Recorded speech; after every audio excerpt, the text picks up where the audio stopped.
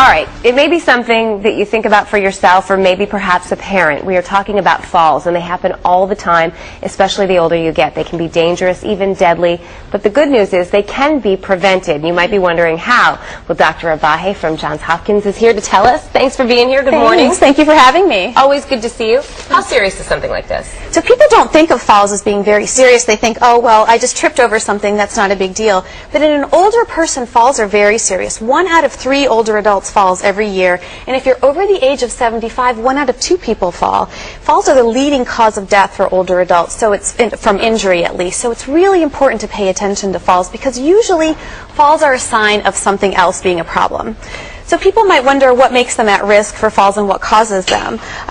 It's really important to think about that falls are rarely from one problem. It's usually a sign of other things going on. There's usually 2 or 3 things that are happening. What's happening then? So most importantly, medications. Side effects from medications can be a big problem. So if you're on 4 or more medications, you're more likely to fall, especially if those medications are blood pressure medications, sleeping medications, all sorts of things like that. And then medical problems can also make you more likely to fall, like Parkinson's, Alzheimer's disease we heard about a little bit earlier today.